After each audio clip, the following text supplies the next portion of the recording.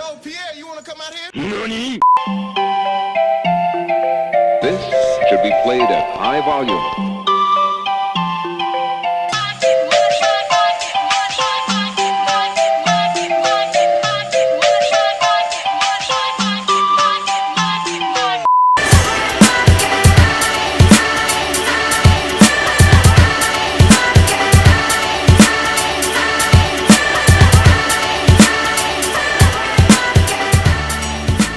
Hey guys, how you doing?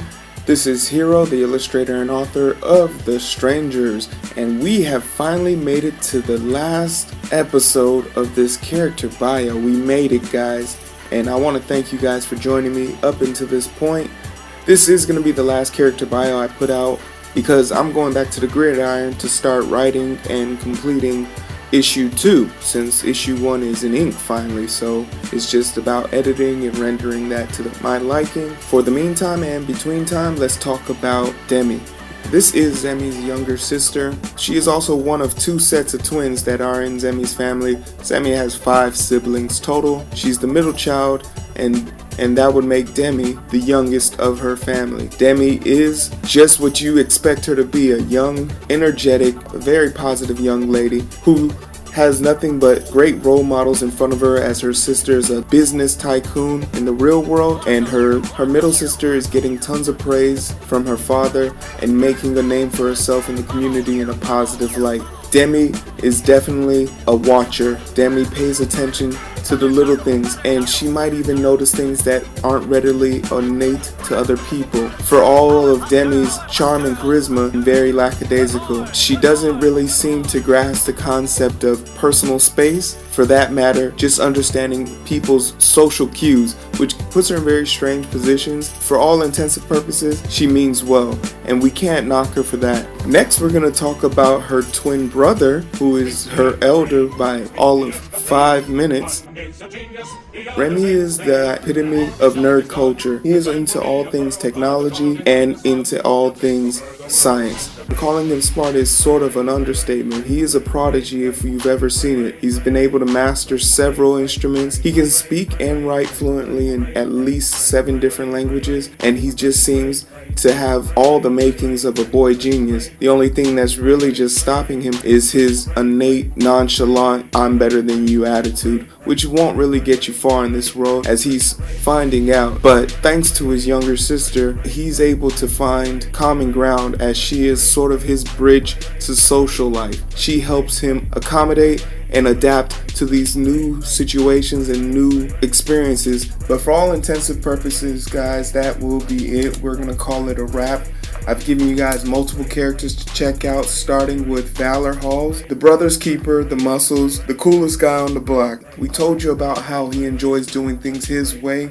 We've also introduced you to Key Clandestine, who is obsessed with her culture, only it isn't hers. She's trying her best to identify herself using the brains and smarts she's acquired throughout her life in order to help identify with a culture, more importantly, with her friends and family.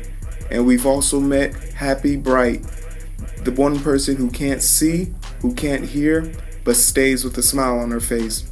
We'll learn about how she manages to keep this smile on her face and how she's made it thus far. We also met G7, the sworn protector of the Queen.